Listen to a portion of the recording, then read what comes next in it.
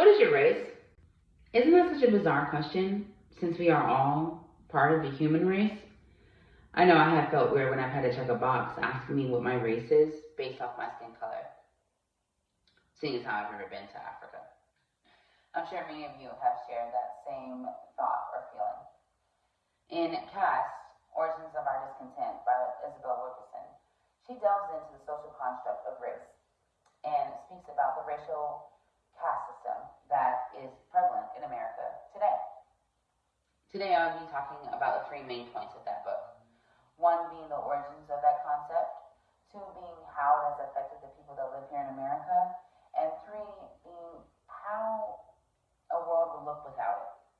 So let's talk about race. Race is a fairly new phenomenon.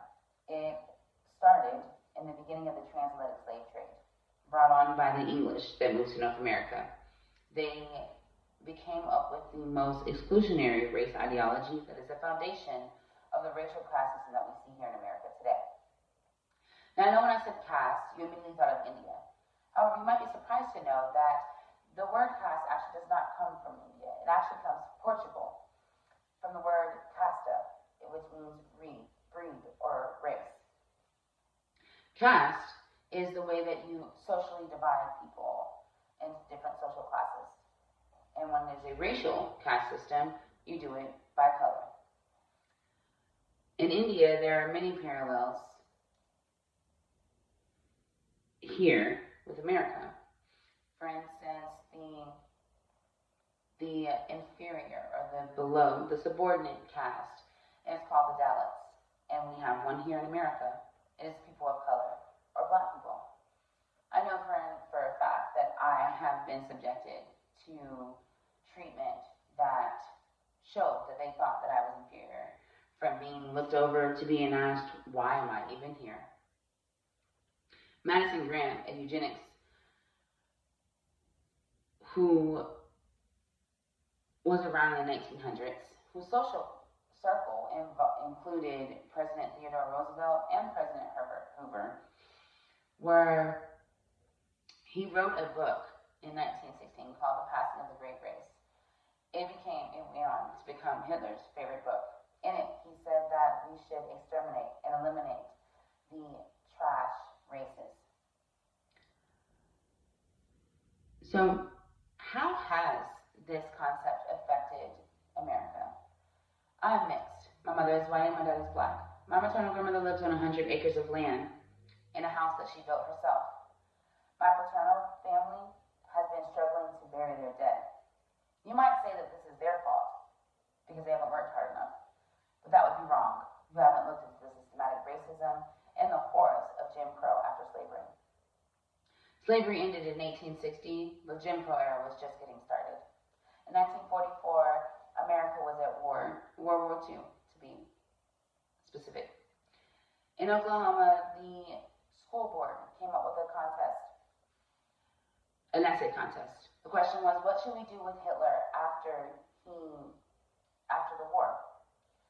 A black girl won the contest with one sentence. She said that we should put him in black skin and have him live in America. That is the world that we are living in. And you might be wondering, why does this matter now? Well, it's because the people who allowed Jim Crow to happen, they are still alive, some of them. And if they're not, their children are still alive. And their children have become senators, mayors, governors, doctors, teachers. I wonder, what would it look like in a world without this racial construct? In a world where people don't vote against their own interests. In 2016, 54% of white people voted for Trump. 44% of those were non-college educated.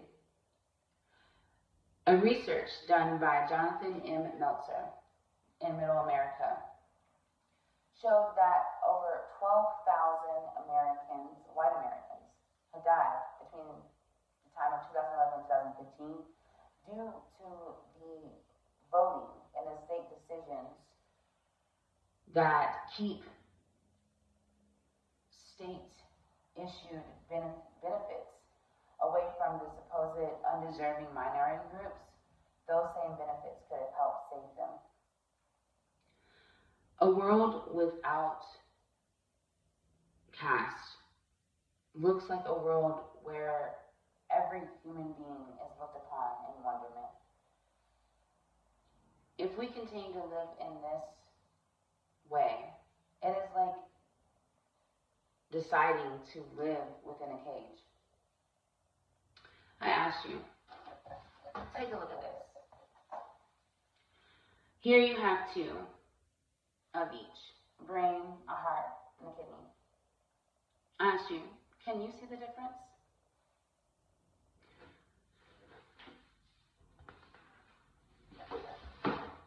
One of those brains was white, from a white person, and one was from a black person. There is no difference. Continuing to allow people to keep us imprisoned in this ideology will never get us anywhere and will only keep us